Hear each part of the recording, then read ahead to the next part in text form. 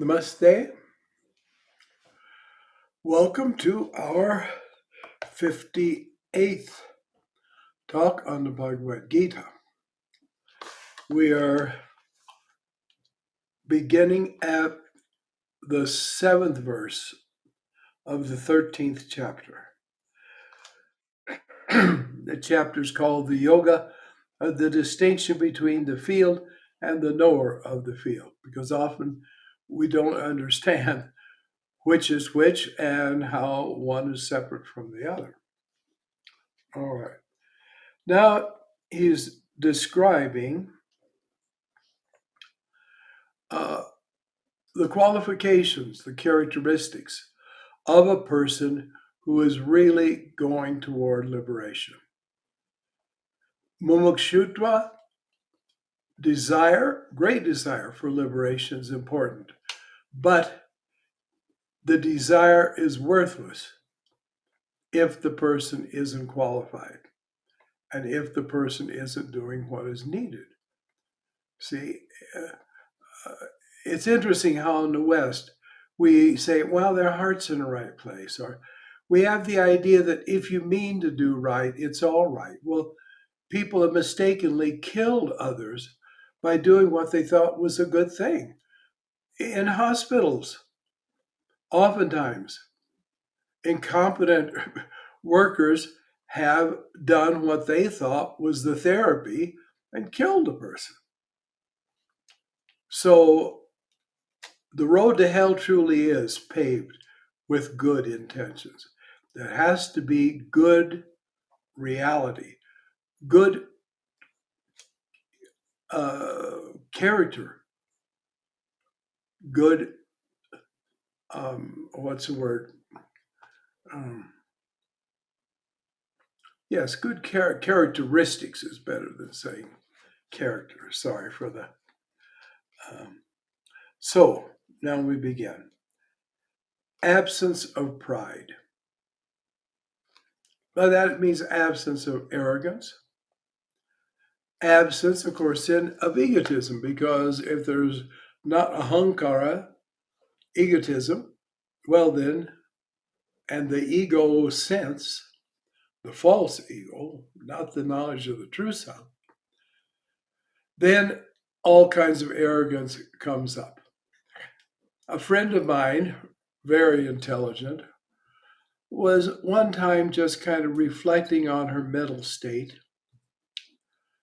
And she decided to write down what occurred to her. So she wrote, "My ego is proud." Then she wrote, "My ego is ashamed that it is proud." And then she wrote, "My ego is proud that it is ashamed that it is proud." You see, it's around and around in a circle. You can't convert the ego. You cannot straighten it out. You just dissolve the ahankara, so asmita, the real sense of I exist as a conscious entity, I exist as the eternal divine self. And that's the only way really to have the absence of pride. We all get ashamed of ourselves, and a lot of people are arrogant and they have projects and they fail, and then they supposedly are humiliated by it. But it doesn't mean that they ever have real humility. So why am I saying all this? Because we've got to keep watching our own, not true self, but the lower self, because the rogue and the rascal is always ready there to even fool itself as it fools us. It's problematic, isn't it? All right. Freedom from hypocrisy. There's really two aspects to that. Not pretending to be what we really aren't. Not lying about what we really think, about what we feel, about what we consider to be true. And again, not pretending to be of a level we are not. But and that's the main idea, but there is a secondary idea, and it is not being inconsistent. To say, well, I just love everybody, and then say, go away, you no good so and so, at everybody you see, is more inconsistent than just hypocritical. So we also need to say, is everything consistent in my thinking? Not a common condition. So if we find we have to work on it, that's good we see that. So we must be consistent in what we say, in what we do, and what we think. Consistent in the way we live. Oh, she's an animal lover. Yeah, and she eats about 15 or 20 of them, or portions of them a week. Animal lover? Yes. It's like saying, oh, I just love my mother. Of course, I shot her yesterday because she became inconvenient, but I just love my mother. So, freedom from that nonsense. A lot of people talk heaven and they live hell. All right, harmlessness, ahimsa, not harming in any way. Now, that's not offending, because just as a sore part of your body, if lightly touched, it hurts, and you yell, a lot of people are just like that. They're like a big sore boil. They're sensitive.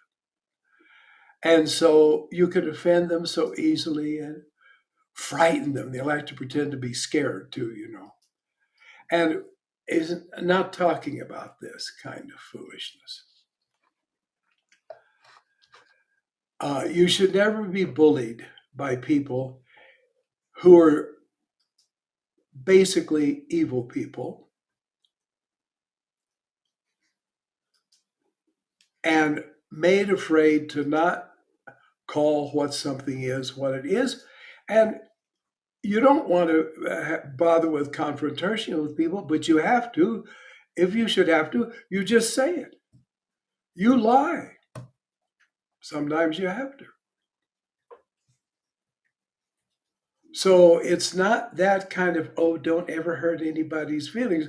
There are people that are walking around looking for something to be heard about. People love to be offended because I'm righteous. No, I'm offended at that. Like again, I mentioned my friend Pat, she liked to say, I don't agree.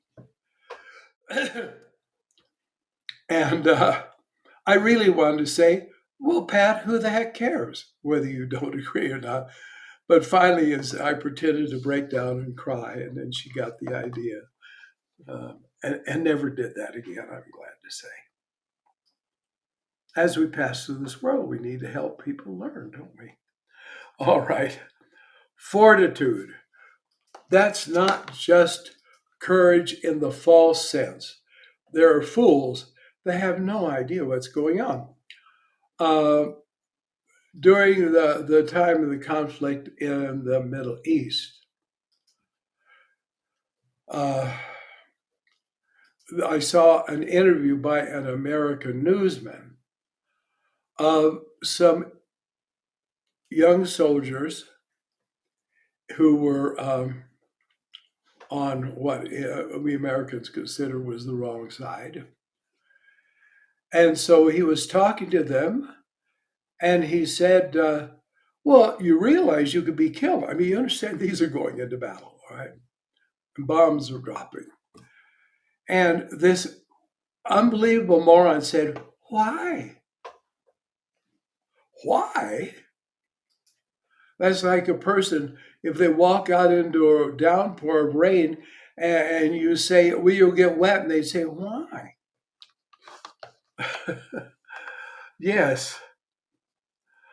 So real courage is not an absence of the ability to realize you have to be cautious. And fear is a very healthy thing, quite frequently.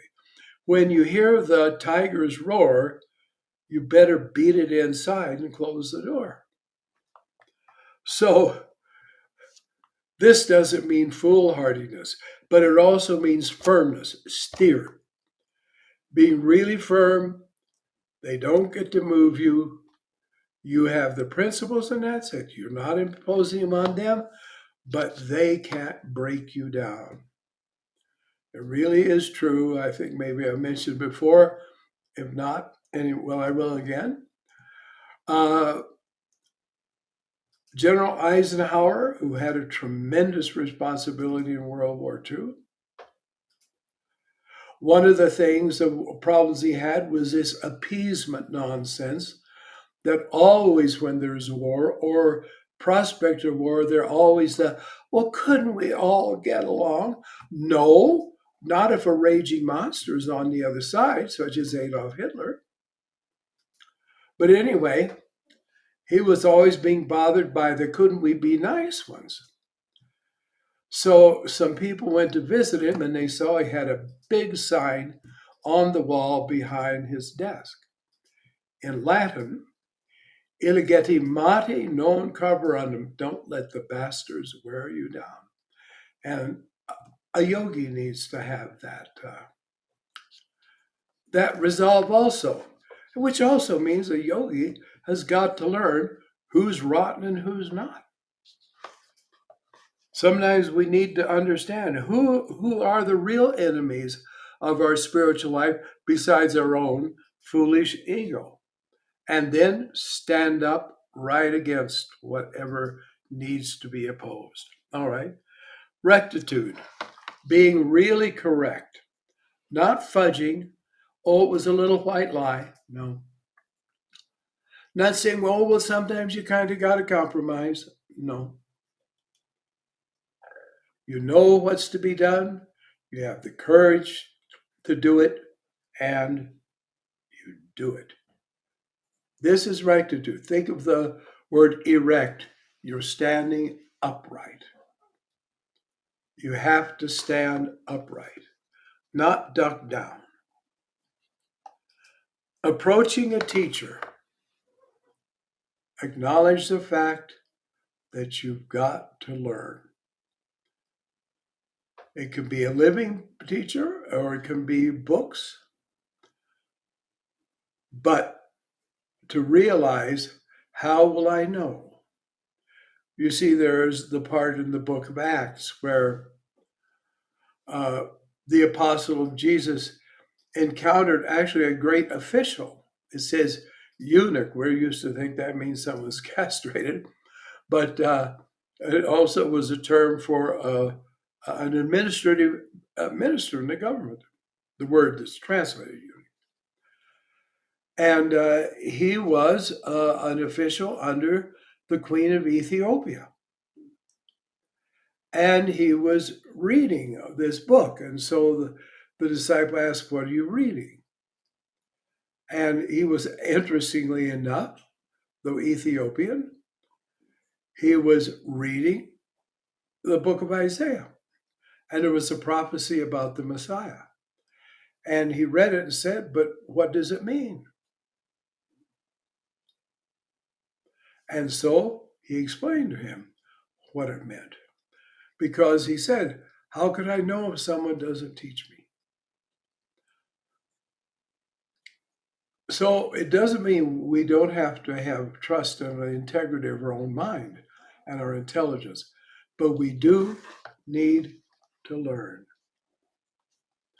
And I've had a lot of teachers, they weren't greatly admirable people, but what I needed to learn, they knew it and they taught it to me. And it's one of the things that we fail in. We don't have gratitude for that. I remember a wonderful substitute teacher one time I had in high school. And she told about how she had been a high school teacher in a town nearby, a very large school, and how she was always sort of shocked, gladly shocked, but amazed whenever at the end of a school year some student had the sensitivity to come and say thank you, because she was, by the way, a very marvelous teacher. So to have the ability to feel gratitude also. Purity. Purity is more than one thing. It is indeed like moral rectitude,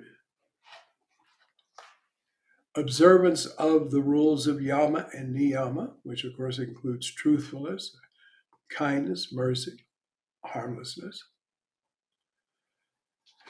and also physical purity. Shocha is very important. That's why we don't eat meat. Who wants to put a dead body in their body? What a hideous thought. Putting alcohol, nicotine, and these toxic substances that by their nature cause some abnormal experience, and people call it a high. It's not a high, it's an erasure of humanity. That's the real truth. I don't know what times are like now, but of course, I lived through the hippie era. And I met many wonderful, fine young men and women that were permanently damaged by drugs. Somebody lied and said, "Oh, this is really something, and you can explore consciousness." And instead, it destroyed the subtle part of their nervous system. LSD, for example. They found at one research hospital first, in this research hospital, they were having teenagers just die on the operating table. Even sometimes before the surgery started, they went under the anesthetic, they died. And they found that if they had had more than just 3 or 4 so called acid trips, that anesthesia could be fatal to them. Think of that. But the propaganda was, oh no, be cool and you'll really expand yourself. I knew someone foolishly, she was told, this will help your spiritual life. And it didn't. It nearly drove her crazy. Constancy. You keep it up, you keep it up, you keep it up. Plod rhymes with God, or God rhymes with plod, whichever way you want to think of it. But you're steady, you go on, you go on. The old story of the tortoise and the hare. Think how slow a turtle is compared to a hopping rabbit. But the rabbit didn't keep up. Fits and starts. Oh, tomorrow I'll manage. Well, when this changes in my life, then I'm going to really, really knuckle down and be a yogi and do sadhana. But the old turtle just kept moving on and he got there. So, steadiness, constant practice, and self control. We can control a lot of things around us. And a lot of busybodies like doing that. They like helping other people be straight. But what we really have to do, but you can't have control yourself first if you don't know what yourself is and you're not aware of the nature of yourself. And you don't introspect. A person has to have introspection, absolutely, to have success in spiritual life. So that self-awareness is an absolute, excuse me just a moment,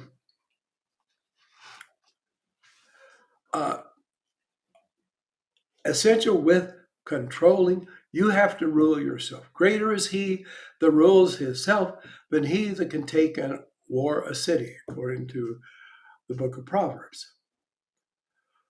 So this is important also.